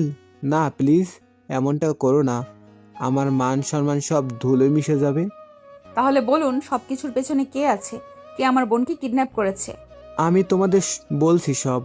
এসবের পেছনে বিদ্যালয়ের ট্রাস্টি বোর্ডের চেয়ারম্যান মিস্টার রৌফ আছেন। তিনি শুধু টাকা চান না, তিনি একটা বড় ক্ষমতাশালী গ্রুপের অংশ। আমাকে তারা ভয় দেখিয়েছে। রৌফ আঙ্কেল আমাদের পারিবারিক বন্ধু। হ্যাঁ, তিনি। অর্পা হয়তো তার আসল উদ্দেশ্য জেনে গিয়েছিল। তিনি আমাকে বলেছিলেন যদি কেউ এই বিষয়ে মুখ খোলে তবে তার পরিবারকে শেষ করে দেয়া হবে। ধন্যবাদ স্যার, আপনি এই শহরে আর 1 মিনিটও থাকবেন না, চলে যান। নদী অবাক হয়ে যায়। মাইক্রোভয়েস ডিভাইস দিয়ে তারা দুটো গলার আওয়াজ পেয়েছিল, কিন্তু সেখানে একটা যে মিস্টার রৌফের সেটা নদী বা আইন তখন বুঝতে পারেনি। আমার বাবা মা রৌফ আঙ্কেলকে বিশ্বাস করেন। এই বিয়েও তো প্রায় তারই উদ্যোগেই হয়েছে। এটাই আসল খেলা। রৌফ শুধু তোমার বাবার বন্ধু নয়, সে চেয়েছিল তোমার বাবার ব্যবসা আর পরিবার সব নিজের নিয়ন্ত্রণে রাখতে, আর তুমি সেই পথে কাটাচ্ছিলে। তারা একটা কফি শপে বসে। নদী এখনও রৌফের ব্যাপারটা মানতে পারছে না। আমি বিশ্বাস করতে পারছি না রৌফ আঙ্কেল এত মিষ্টি ব্যবহার করেন, আর আমার বিয়েটাও তিনি কেন চাইবেন আমার জীবন নষ্ট করতে? রৌফ তোমাকে বিয়ে দিতে চেয়েছিল যাতে সে তোমাকে কাছ থেকে নিয়ন্ত্রণ করতে পারে, কিন্তু সে জানতো না তার ফাঁদ তাকেই বিপদে ফেলবে। সে চেয়েছিল তুমি আমার স্ত্রী হয়ে ঘরে বসে থাকো, আর তোমার ফাইলগুলো যেন সে আর খুঁজে না পায়। তার মানে তুমিও এই ষড়যন্ত্রের অংশ হতে পারো? তুমি কি রৌফের লোক? নদী অবিশ্বাসী চোখে আইনের দিকে তাকায়। নদীর মনের অবিশ্বাস আইনকে কষ্ট দেয়। এখনও অবিশ্বাস? আমি যদি তার লোক হতাম তবে আমি কেন তোমাকে সাহায্য করতাম? কেন তোমার বোনকে খুঁজতাম? কেন তোমাকে এত বড় তথ্য দিতাম? আমি এই বিয়ে ভাঙতে চাইনি, কারণ আমি জানতাম তোমার বাবা মায়ের ওপর চাপ পড়বে, আর আমি তোমার বাবার ব্যবসায়িক অংশীদার। আমার নিজের স্বার্থ জড়িয়ে আছে। আমার ভুল হয়েছে, আমি দুঃখিত। আমি এখনো আমার অহংকারী জেদি মনকে কন্ট্রোল করতে পারছি না। থাক, এখন আর ক্ষমা চাওয়ার দরকার নেই। তোমার সেই জেদ, সেই সাহস, সেটাই আমাদের এখন কাজে লাগবে। এখন থেকে আমরা একে অপরের শক্তি। আমাকে বলো, আমরা অর্পাকে কোথায় খুঁজতে পারি? অর্পা যেখানেই থাকুক, এই এনক্রিপ্টেড ফাইলটা যদি খুলতে পারি তবেই প্রমাণ হবে। ফাইলটার পাসওয়ার্ড হতে পারে প্রমিস। অর্পা এই শব্দটা খুব ব্যবহার করত। চলো চেষ্টা করা যাক। তুমি এখন শুধু আমার বউ নও নদী, তুমি আমার সঙ্গী। এই বিপদ আমাদের এক করেছে। নদী হাসল। সে হাসিতে প্রথমবার অহংকার নয়, ছিল নির্ভরতা। তাদের এই সংকটের মধ্যেই একে অপরের প্রতি এক গভীর অনুভূতি তৈরি হতে শুরু করলো। সম্পর্কের ভিত্তি বদলাতে শুরু করলো অবিশ্বাস থেকে বিশ্বাসে, দ্বন্দ্ব থেকে ভালোবাসায়। আইন এবং নদী মধ্যরাতে ল্যাপটপে কাজ করছে। প্রমিস পাসওয়ার্ড ব্যবহার করে এনক্রিপ্টেড ফাইলটি অবশেষে খোলা গেছে। ফাইলটিতে মিস্টার রৌফের স্বাক্ষরিত কিছু গোপন লেনদেন ও চ্যাট লগ আছে। আয়নাটা খুলে গেছে। দেখো, রৌফ আর তার লোকজনের সব চ্যাট লগ। অর্পা ঠিকই বলেছিল, এই লোকগুলো শুধু দুর্নীতিবাজ নয়, ওরা একটা আন্তর্জাতিক পাচার চক্রের সঙ্গেও যুক্ত। অবিশ্বাস্য, ইউনিভার্সিটির আড়ালে এত বড় অপরাধ। এখন আমরা এই তথ্য দিয়ে কি করব? পুলিশকে দিলে হয়তো রৌফ প্রমাণ গায়েব করে দেবে। ঠিক সেই মুহূর্তে নদীর ফোন বেজে উঠল। আননোন নম্বর। নদী ভয়ে ফোনটা রিসিভ করে। হ্যালো নদী আহমেদ, তুমি একটা বড় ভুল করছো, যা তোমার নয় তাতে হাত দিয়েছো। তোমার বোন যেখানে আছে তুমিও সেখানে যেতে চাও। অর্পা কোথায়? তাকে ছেড়ে দাও। তাকে পেতে হলে তোমার কম্পিউটার থেকে ওই ফাইলটা ডিলিট করো, নয়তো তোমার অহংকার আর জেদ তোমাকে বেশি দিন বাঁচিয়ে রাখতে পারবে না। তোমার স্বামীকে বাঁচানোর কথাটাও একবার ভেবে দেখো। কল কেটে গেল। নদী ফোনটা হাতে নিয়ে কাঁপছে। কি বললো? ওরা আমাদের দেখছে, ওরা ফাইল ডিলিট করতে বলেছে, ওরা অর্পাকে নিয়েও হুমকি দিয়েছে, আর তোমাকে হুমকি দিচ্ছে। ওরা শুধু ভয় দেখাচ্ছে। ওরা জানে না আমরা এখন ওদের থেকে এক ধাপ এগিয়ে। ফাইলটা এখনই আমার সাংবাদিক বন্ধু শুভকে পাঠাও। প্রমাণ আমাদের হাতছাড়া করা যাবে না। কিন্তু আয়ান, ওরা যদি তোমার ক্ষতি করে? ভয় পেলে চলবে না নদী। এখন আমাদের সবচেয়ে বড় শক্তি হলো আমরা একসঙ্গে আছি। তোমার সেই জেদকে আবার জাগাও। এবার ভালো কাজের জন্য। ভয় পেও না, দেখিয়ে দাও তুমি সহজে হার মানবে না। সকালবেলা নদীর বাবা মা চিন্তিত মুখে তাদের ড্রয়িং রুমে এসেছে। মিস্টার রৌফ এসেছেন তাদের সাথে দেখা করতে। দুশ্চিন্তার ভান মুখে ফুটিয়ে রেখেছেন তিনি। নদী আর আয়ন সকালে এখানে এসেছে। অর্পার কোনো খবর নেই নদী, আমরা সবাই টেনশনে আছি। আর শুনছি তোমার নাকি কোনো পুরনো ঝামেলা আছে, যার জন্য এই ঘটনা ঘটেছে, রৌফ আমাকে বলল। হ্যাঁ নদী, তোমার আর আয়ানের জন্য আমি খুবই চিন্তিত। তুমি নাকি ইউনিভার্সিটির কিছু বাজে তথ্য নিয়ে ঘাটাঘাটি করছো, সেটা বন্ধ করো। এতে পরিবারের সমস্যা হচ্ছে। মিস্টার রৌফ, আমার ব্যক্তিগত ব্যাপারে আপনার এত চিন্তা কেন? এটা কেমন ধরনের বেয়াদবি নদী? তুমি রৌফকে নাম ধরে সম্বোধন করছো কেন? তিনি তোমার গুরুজন। বাদ দাও তো, ওকে কিছু বলো না। নদী আসলে ছোট বোনের চিন্তায় কাতর হয়ে আছে। কাকে কি বলছে, কাকে কি বলা উচিত সেই বোধ হয়তো এখনও কাজ করছে না। ব্যাপার না, ঠিক হয়ে যাবে কয়েকদিনের মধ্যেই। আঙ্কেল, আমরা এই মুহূর্তে অর্পাকে নিয়ে চিন্তা করছি। নদীর পুরনো কিছু ভুল বোঝাবুঝি ছিল, সেটা মিটিয়ে নিয়েছি। আমরা এখন একসঙ্গে যা করার করছি। একসঙ্গে যা করার করেছো মানে? কি করেছো তোমরা? সত্যি করে খুলে বলো। পুলিশকে আবার কিছু জানিয়ে দাওনি তো? আমাদের ভয় করছে বাবা।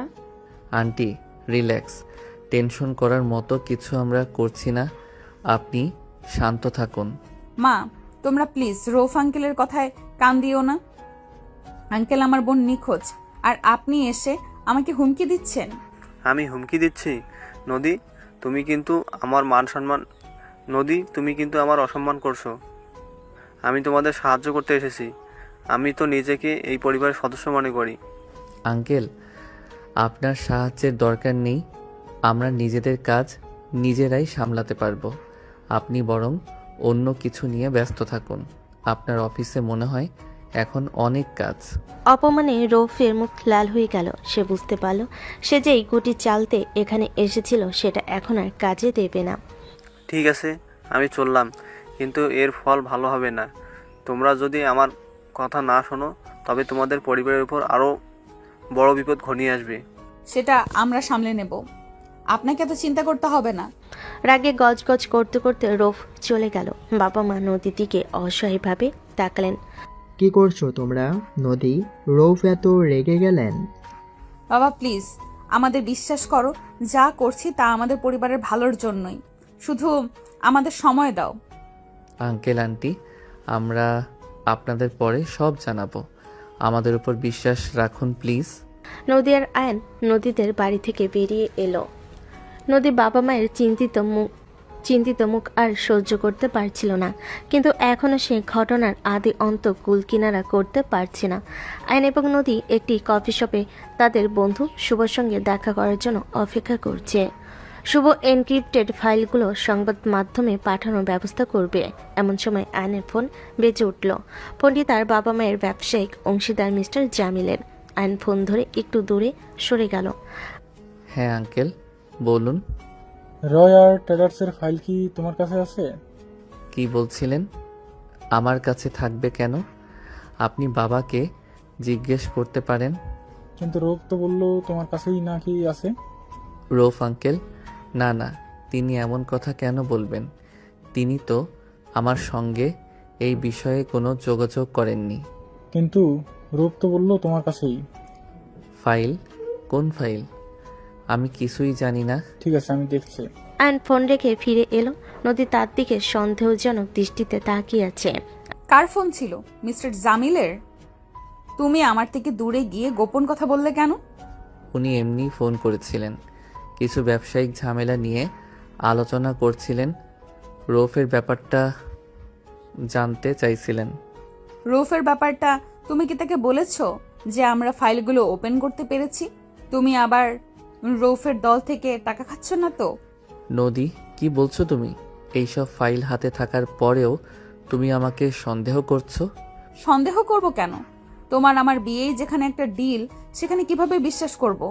আর এখন তোমার বাবার ব্যবসায়িক বন্ধু তোমাকে গোপনে ফোন করেছে, ফাইলের কথা জানতে চাচ্ছে। এই জামিলের সাথে রৌফের কথা শুনেছিলাম, ভুলে গেছো? এত সব দেখে তাহলে তুমিই বলো কিভাবে বিশ্বাস করব?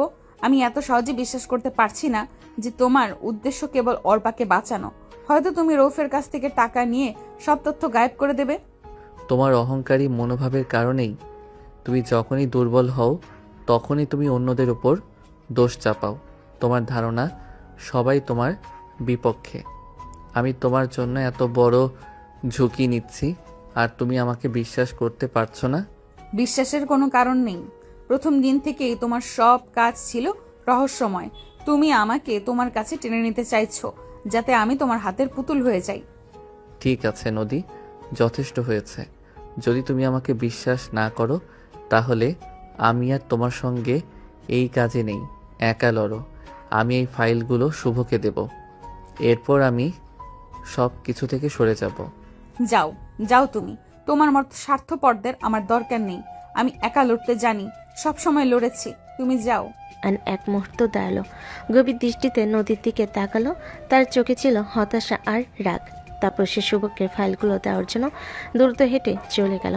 নদী সেখানে একা বসে অতিরিক্ত জেদের কারণে সে কাঁদতে পারল না, কিন্তু ভেতরে কষ্ট তাকে দুমড়ে মুচড়ে দিল। তাদের সম্পর্কে একটা ভুল বোঝাবুঝির কারণ ভেঙে গেল। পরের দিন নদী একা বাড়িতে বসে আছে। ফাইলগুলো ফাঁস হয়ে গেছে। সংবাদ মাধ্যমে তোলপাড় শুরু হয়েছে।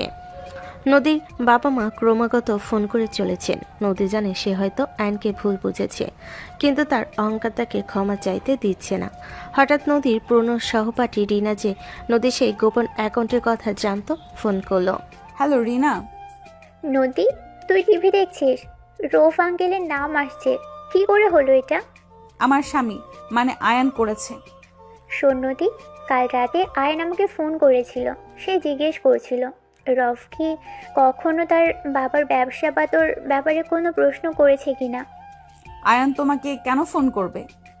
সে জানতে চাইছিল তোর বাবা মা যেন রফকে কোনোভাবেই সন্দেহ না করেন, কারণ তোর বাবার সব ব্যবসায়িক তথ্য রফের হাতে যাচ্ছে। সে খুব টেনশানে ছিল। সে আমাকে বলেছিল নদী হয়তো আমাকে ভুল বুঝবে, কিন্তু ওর পরিবারের নিরাপত্তা আগে। সে এমন কথা বলেছে? হ্যাঁ, আর শোন, আয়ান তোর বাবাকে ফোন করে বলেছে তিনি যেন জামিল আঙ্কেলের কথা বিশ্বাস না করেন, কারণ জামিল আঙ্কেলও রফের লোক।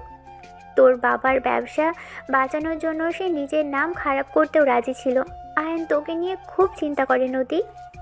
ফোন ডাকার পর নদীর চোখ দিয়ে জল গড়িয়ে পড়ল। সে বুঝতে পারল তার অতিরিক্ত অহংকার আয়নের সততা ও ভালোবাসাকে ঢেকে রেখেছে। ফলে আয়নের সততা নদীর চোখ এড়িয়ে গেছে। আয়নের গোপন কথোপকথনগুলো তার নিজের পরিবারকে রক্ষা করার জন্য ছিল, কোনো স্বার্থের জন্য নয়। নদী দ্রুত আয়নকে খুঁজতে শুরু করলো। হঠাৎ তার মনে হলো আয়ন হয়তো সেই কফি শপে থাকতে পারে। নদী সেখানেই পৌঁছে দেখল আয়ন কোনার টেবিলে একা বসে আছে, তার মুখে ক্লান্তি আর বিষণ্ণতা। আয়ান, তুমি কেন এসেছো? তোমার তো একা লড়াই করার কথা। আমি সরি, তোমাকে না বুঝে অনেক কষ্ট দিয়ে কথা বলে ফেলেছি। আমার ভুল, আমি বুঝতে পেরেছি। রিনা আমাকে ফোন করে সব বলেছে। তুমি আমার পরিবারের জন্য ঝুঁকি নিয়েছিলে আর আমি তোমাকে ভুল বুঝেছি। আমার অতিরিক্ত অহংকার আমাকে ভুল করিয়ে দিল। তোমার অহংকার একদিন তোমাকে একা করে দেবে নদী। আমি তোমাকে ভয় দেখাচ্ছি না, সাবধান করছি। আমি তোমার কাছে ক্ষমা চাইছি। আমি আসলে খুব ভয় পেয়ে গিয়েছিলাম। আমি ভেবেছিলাম এই বিয়েটা যেমন তোমার কাছে প্রতিশোধের একটা অংশ, তেমনি অর্পার বিষয়টাও। প্রথম দিকে হয়তো কিছুটা প্রতিশোধের ইচ্ছা ছিল। তুমি আমাকে অপমান করেছিলে, কিন্তু যখন অর্পা নিখোঁজ হলো আর যখন দেখলাম তোমার ভেতরে একটা সৎ সাহসী মেয়ে লুকিয়ে আছে, তখন সেই ইচ্ছাটা মরে গেছে। আমি তোমাকে ভালোবেসে ফেলেছি নদী। আমিও তোমাকে বিশ্বাস করতে চাই আয়ান। আমার সেই দুষ্টু বউয়ের মনটা এখন সত্যিকারের ভালোবাসা খুঁজে পেয়েছে। আমার সঙ্গীর প্রয়োজন, তুমি আমার পাশে থাকবে সব সময়। আমাদের সামনে এখন সবচেয়ে বড় বিপদ, কিন্তু আমরা একসঙ্গে থাকলে কেউ আমাদের হারাতে পারবে না। তারা একে অপরের দিকে তাকিয়ে থাকে। সেই মুহূর্তে তাদের মধ্যকার ভুল বোঝাবুঝি সব দেওয়াল ভেঙে যায়। তাদের সম্পর্ক এখন অহংকার বা বাধ্যবাধকতা নয়, বরং গভীর বিশ্বাস ও ভালোবাসার। রাতে নদী টেনশনে অস্থির। আয়ন তাকে শান্ত করার চেষ্টা করছে। শুভ তার সোর্স লাগিয়ে অর্পাকে খোঁজার চেষ্টা করছে। আয়নও সোর্স লাগিয়েছিল অর্পার খোঁজে, কিন্তু অনেক দিন হয়ে গেল এখনও অর্পার কোনো খোঁজ পাওয়া যায়নি। কেউ জানে না রূপ অর্পাকে কোথায় লুকিয়ে রেখেছে। সময়ের সাথে নদীর অস্থিরতা বাড়ছে বই কমছে না। আমি এইসব মেনে নিতে পারছি না আয়ান। আমার জেদ, আমার অহংকার সব কিছুই হয়তো অর্পাকে বিপদে ফেলেছে। আমি যদি সেদিন চুপ করে যেতাম তাহলে অন্তত আমার বোনটা বেঁচে যেত। শোনো নদী, তুমি চুপ করলে আজ হয়তো অর্পা নিখোঁজ হতো না, কিন্তু রৌফের এই অপরাধ চলতেই থাকতো। কিছু কিছু জায়গায় তোমার জেদটা খারাপ নয়, তবে হ্যাঁ, তুমি তোমার এই জেদকে অবশ্যই ভুলভাবেও ব্যবহার করেছ। তুমি ন্যায় প্রতিষ্ঠার জন্য লড়তে চেয়েছিলে, কিন্তু ন্যায় করতে গিয়ে অনেক ভুলও করেছ। কিন্তু এখন আমার মনে হচ্ছে আমি খুব দুর্বল। আমি একা কিছু করতে পারবো না। আমার সেই অহংকার আর জেদ এখন নেই। এখন আমার সারাক্ষণ ভয়ে বুক কাঁপে। ভয়ের কারণ আছে, কিন্তু তুমি একা নও। তোমার অহংকার তোমাকে এই লড়াই শুরু করতে শিখিয়েছিল, আর এখন তোমার ভালোবাসা আর আমার বুদ্ধি একসঙ্গে আমাদের জিততে শেখাবে। সত্যি বলছো? 100 বার সত্যি বলছি। এবার একটু টেনশনটা কমাও, নইলে অসুস্থ হয়ে যাবে। আমি জানি না কি হবে, কিন্তু তুমি পাশে আছো দেখে আমি সাহস পাচ্ছি। আমার সেই দুষ্টু বউ ইমেজটা বোধহয় এখন সত্যিকারের সঙ্গীটাকে বদলাচ্ছে। আমি দুষ্টু বদমেজাজি বউয়ের খোলস বদলে ভালো বউ হচ্ছি। বদলাক, আমি জানি আমার এই সঙ্গীত যতই বদনাম বদমাইশদের ঠিকই ওদের হারিয়ে দেবে। এবার চলো প্ল্যানটা ফাইনাল করি, অর্পাকে ফিরিয়ে আনতেই হবে। নদীর অহংকার এবার আত্মবিশ্বাসে পরিণত হচ্ছে। সে বুঝতে পারছে আয়ন তাকে ভালোবাসতেও শুরু করেছে। নতুন সম্পর্ক এখন নতুন এক মোড়ের দিকে। আয়ন এবং নদী মধ্যরাতে তাদের রুমে বসে আছে। বাইরে টিপটিপ বৃষ্টি পড়ছে। ল্যাপটপে তখনও খোলা আছে ইনক্রিপ্টেড ফাইলের শেষ চ্যাট লগটি। আজ রাতে শেষ চালান কোড পিঙ্ক ডায়মন্ড। নদী বলে, পিঙ্ক ডায়মন্ড কোডটা কিছুতেই মাথা থেকে যাচ্ছে না আয়ান। এটা তো কেবল কালো টাকা নয়, এটা অন্য কিছু। এত ঝুঁকি নিয়ে কিসের পাচার? এটাই আমাদের সবচেয়ে বড় চ্যালেঞ্জ নদী। রূপ শুধু টাকা চায় না, সে ক্ষমতা চায়। আমার মনে হয় এই পাচার কেবল মূল্যবান দ্রব্যের নয়, হয়তো কোনো অতি গোপন তথ্য যা এই দেশের অভ্যন্তরীণ কোনো ইস্যুর সাথে জড়িত। অর্পা সম্ভবত সেটাই জেনে গিয়েছিল। কিন্তু জামিলকে বিশ্বাস করা কি ঠিক? আমার কাছে তো এটা বোকামি হচ্ছে। সে রৌফের লোক, সে সহজেই তোমাকে ফাঁদে ফেলতে পারে। আমাদের প্ল্যানটা কি সত্যিই কাজ করবে? জামিল এখন রৌফের ভয়ে ভীত। সে রৌফকে রক্ষা করার চেয়ে নিজের জীবন বাঁচাতে বেশি আগ্রহী। আর তুমি যে তার সামনে আমাকে ধমক দিলে, তাতে তার সন্দেহটা আরও দৃঢ় হয়েছে যে তুমি আর আমি এখনও আলাদা। সে ভাবছে আমি রৌফকে বাঁচাতে পারি, আর রৌফ বেঁচে গেলে সেও বেঁচে যাবে। এই ভুল বিশ্বাসই আমাদের অস্ত্র। আমি তোমার উপর পুরোপুরি ভরসা করতে চাই আয়ান, তবুও আমার অবচেতন মন বারবার আমাকে বলছে সাবধান, কাউকেই বিশ্বাস করো না। আমি এত জেদি কেন বলো তো? তোমার জেদ তোমাকে খারাপ পরিস্থিতির বিরুদ্ধে লড়তে শিখিয়েছে। তুমি শুধু সেই জেদটাকে ভালোবাসায়, বিশ্বাসে আর ন্যায়ের পথে প্রবাহিত করো। তুমি দুর্বল নও নদী, তুমি অত্যন্ত শক্তিশালী। তোমার সেই জেদটা এখন আমার শক্তি। আমরা এই ঝুঁকি নেবই, কারণ অর্পাকে ফিরিয়ে আনার এটাই একমাত্র সুযোগ। অর্পার কোনো ক্ষতি আমরা হতে দিতে পারি না। তোমার কি মনে হয় রৌফ অর্পার সাথে কি করতে পারে? আমার মনে হচ্ছে রূপ অর্পাকে কখনোই ছাড়বে না। অর্পাকে মুক্ত করা মানেই ওর জন্য খাল কেটে কুমির আনার মতো। অর্পাকে মেরে ফেললেও ওর লস হবে, যেহেতু ওর মানব পাচারের সাথে জড়িত। রূপ হয়তো অর্পাকে পাচার করে দেওয়ার কথা ভাবছে। এতে ওর এক ঢিলে দুই পাখি মারা হবে। আমার বোনটাকে চিরতরে হারিয়ে ফেলতে হবে?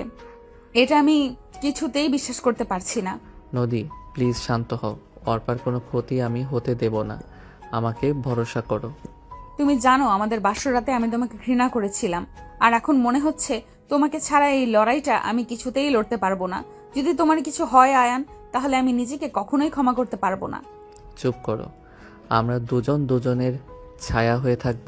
চলো এবার জামিলের সঙ্গে দেখা করার জন্য তৈরি হই। আমাদের অভিনয়টা যেন একদম পারফেক্ট হয়। মনে রাখবে, তুমি আমার উপর প্রচণ্ড বিরক্ত।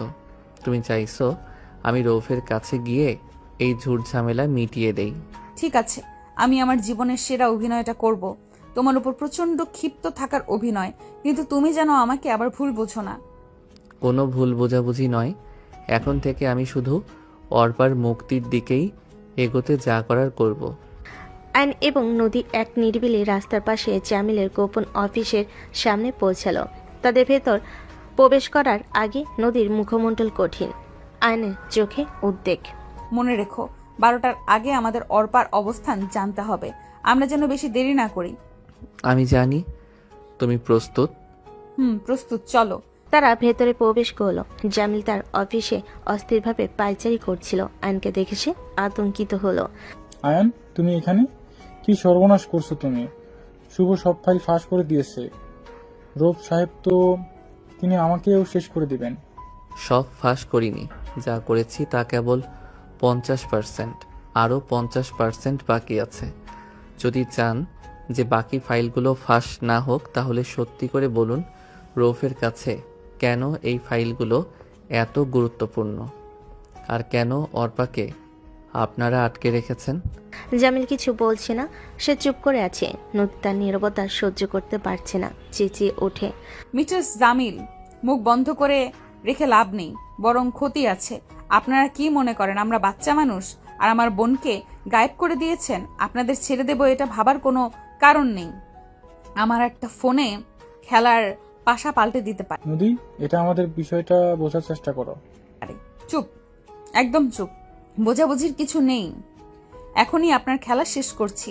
আয়ান, তুমি কেন বসে আছো? এক্ষুনি শুভকে একটা ফোন করো। তোমার কাছে কি আসল ফাইল আছে? মানে শুভ যেটা ফাঁস করেছে সেটা কি তোমার কাছে ছিল? না, ওগুলো শুভই জোগাড় করেছে।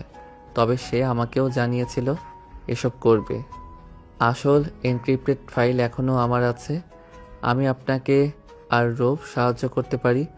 আমরা চাইলেই বাকি ফাইলগুলো ফ্লাশ হওয়া থেকে আটকাতে পারি, এবং যেগুলো ফাঁস হয়েছে সেগুলোর জন্য হওয়া ইনকোয়ারি থেকেও আপনাদের বাঁচাতে পারি। কিন্তু আমার একটা শর্ত। অর্পাকে ফিরিয়ে দিতে হবে, নয়তো আমি তোমাদের সব ফাইল ফাঁস করে দেব। শান্ত হও তোমরা, এমন কিছু করো না। আমি বলছি সব, প্লিজ শান্ত হও। তাহলে বলুন অর্পা কোথায়? ঠিক আছে, রূপ অর্পাকে নদীর ঘাটে যে তার ফার্ম হাউসের আছে সেখানে রেখেছে। কারণ আজ রাতে 12টায় পাচার হবে পিঙ্ক ডায়মন্ড। অর্পা হয়তো সেই পাচারের চাবি ছিল। পিঙ্ক ডায়মন্ড মানে কি? শুধু টাকা? না, এটা একটা অত্যন্ত মূল্যবান হীরা, যার ভেতরে গোপন চিপ আছে। ওই চিপে রূপ দেশের কিছু গুরুত্বপূর্ণ তথ্য আন্তর্জাতিক অপরাধীদের কাছে পাঠাচ্ছে। এর বিনিময়ে রূপ অনেক টাকা পাবে। অর্পা সেই চিপের পাসওয়ার্ড বা অবস্থান জানতো। অর্পা কিভাবে জানতো এসব? একদিন নদীদের বাড়িতে রূপকে এই ব্যাপারে ফোনে কথা বলতে শুনে ফেলেছি অর্পা। রূপ তখন ফোনের চিপের পাসওয়ার্ড শুনে নিয়েছিল। হীরা আর চিপ, এই রৌফ কত কিছুর সাথে জড়িত। সেসব এখন ভাবার বিষয় নদী। মিস্টার জামিল, আপনি রৌফকে ফোন করে বলুন বাকি ফাইলগুলো আমি নিয়ে আসছি, কিন্তু প্রথমে অর্পাকে আমার হাতে তুলে দিতে হবে। এরপর তিনি ফাইলগুলো পাবে। রাত 12টায় নদীর ঘাটে আমি পৌঁছে যাব। কিন্তু যদি অর্পার কোনো ক্ষতি হয় জামিল, আপনার রূপ স্যারও বাঁচতে পারবেন না। জামিল দ্রুত রফকে ফোন করতে যায়। আয়ন নদীকে টেনে বাইরে নিয়ে এলো। হীরা পাচার, চিপ, এটা আমরা যা ভেবেছিলাম তার চেয়ে অনেক বড় ষড়যন্ত্র হতে চলেছে। আয়ান, তোমার উপর ভরসা না করলে আজ আমরা জানতেই পারতাম না এত সব। এখন আর হাতে সময় নেই। রাত 12টা বাজতে আর মাত্র 1 ঘন্টা বাকি। নদীর ঘাটটা খুব নির্জন। এটা আমাদের জন্য ফাঁদও হতে পারে। তুমি এখন কি করবে নদী? আমি তোমার সঙ্গে থাকবো, কিন্তু আমরা একা যাব না। আমি এখন কিছু পুরনো বন্ধুদের ডাকার ব্যবস্থা করছি, যারা আমাকে অন্ধের মতো বিশ্বাস করত।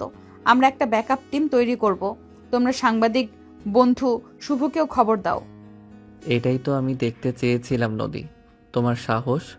চলো, আর 1 মিনিটও দেরি নয়, আমাদের শেষ লড়াই শুরু। তারা দুজন একসঙ্গে ছুটে চলো। এখন কফিনে শেষ পেরেকটা মারতে চাই। রাত 11:40। রৌফের ফার্ম হাউসের কাছাকাছি নদীর ঘাট, ঘন অন্ধকারে ডুবে আছে চারিদিক।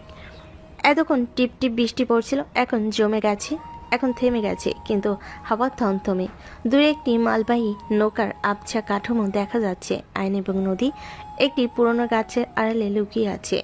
নদীর পাশে তার পুরনো ক্যাম্পাসের কয়েকজন বিশ্বস্ত বন্ধু লুকিয়ে আছে। দূরে শুভর টিম ক্যামেরা সহ প্রস্তুত। আইনের কাছে একটা খেলনা ওয়াকিটকি, যেটা সে জমিলার সঙ্গে যোগাযোগের জন্য ব্যবহার করেছে। আয়ান, আর মাত্র 20 মিনিট। ওরা অর্পাকে আনবে তো? আমার খুব ভয় করছে, যদি এটা ফাঁদ হয়। ফাঁদ হোক বা না হোক, আমাদের যেতে হবে। রৌফ টাকা আর ক্ষমতা ছাড়া কিছু বোঝে না। সে হয়তো বিশ্বাস করেছে আসল ফাইলটা আমার কাছে। আমরা তার দুর্বলতাকে ব্যবহার করছি। মনে রেখো, তোমার বন্ধুরা আমাদের ব্যাকআপ, কিন্তু প্রথমে আমাদের দুজনকেই যেতে হবে। ঠিক আছে, কিন্তু তুমি কোনো হিরোগিরি দেখাবে না, তুমি শুধু কথা বলবে। আমি শুধু অর্পাকে চাইব, আর রৌফ চাইবে ফাইল। এখন যাও, তোমার বন্ধুদের বলো, যদি 1 মিনিটের মধ্যে আমি অর্পাকে নিয়ে ফিরে না আসি, তবে যেন ওরা ঘাটে এসে হামলা করে।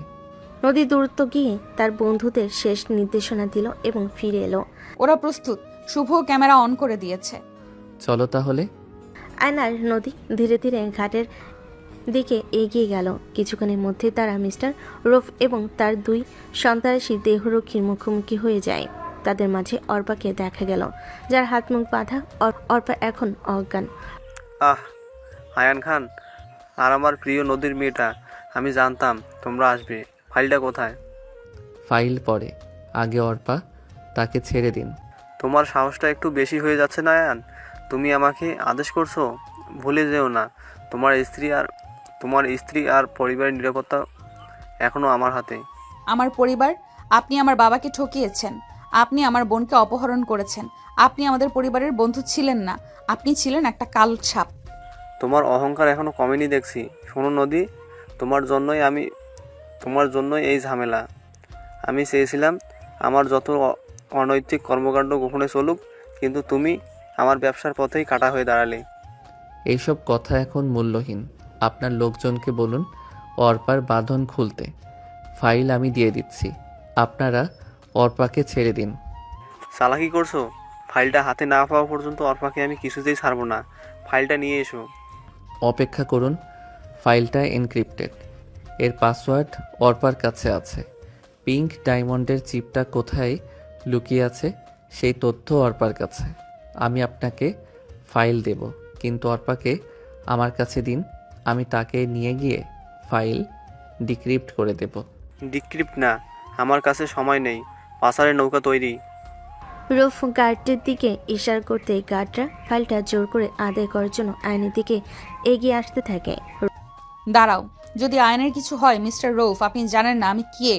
আমি আপনাকে ছাড়বো না। আমি জানি তুমি কে। তুমি একটা অহংকারী মেয়ে, যার জেদ ছাড়া আর কিছুই নেই। তুমি আমার কিছুই করতে পারবে না। আমি আপনাকে আপনার সবচেয়ে মূল্যবান জিনিস থেকে বঞ্চিত করব, পিঙ্ক ডায়মন্ড। চিপটা অর্পার কাছে নেই, সেটা আমার কাছে। অর্পা আমাকে দিয়েছিল। নদী, কি বলছো তুমি? তুমি চুপ করো, আমি এসব ঝামেলার চাই না।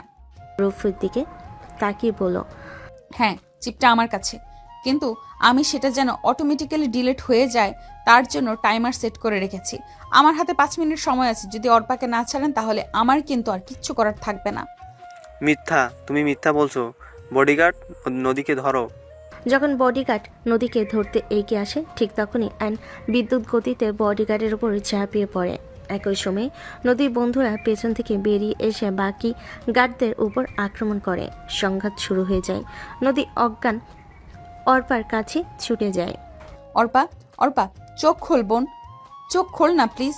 এই অর্পা, আমার কথা শুনতে পাচ্ছিস বোন? কথা বল, চোখ খোল বোন আমার।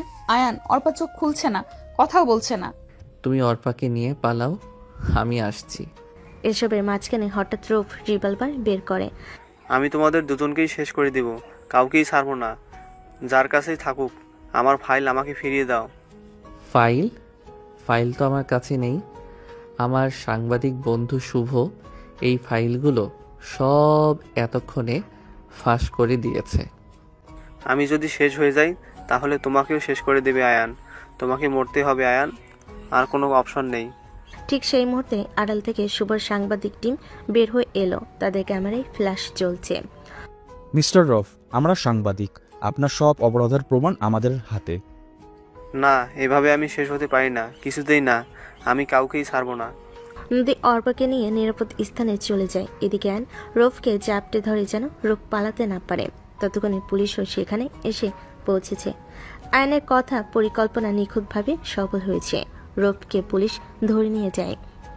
তার সকল অপরাধের প্রমাণ এখন পুলিশের হাতে আছে। পরের দিন হাসপাতালে অর্পা সুস্থ। আয়ন এবং নদী পাশাপাশি বসে আছে। তুমি অবিশ্বাস্য আয়ান, তুমি জামিলকে চাপে ফেলে রোফকে পুলিশের হাতে তুলে দিলে, সাথে আমার বোনটাকেও বাঁচালে। তুমি আমাকে আমার পরিবারকে বাঁচানোর জন্য নিজের জীবন বাজি রেখেছিলে। তুমিও তো কম যাও না মিসেস খান। তুমি যখন রোফকে বললে সব ফাইল তোমার কাছে আছে, তখন তুমি জানো না সেই মুহূর্তে ভয়ে আমার দম বন্ধ হয়ে গিয়েছিল।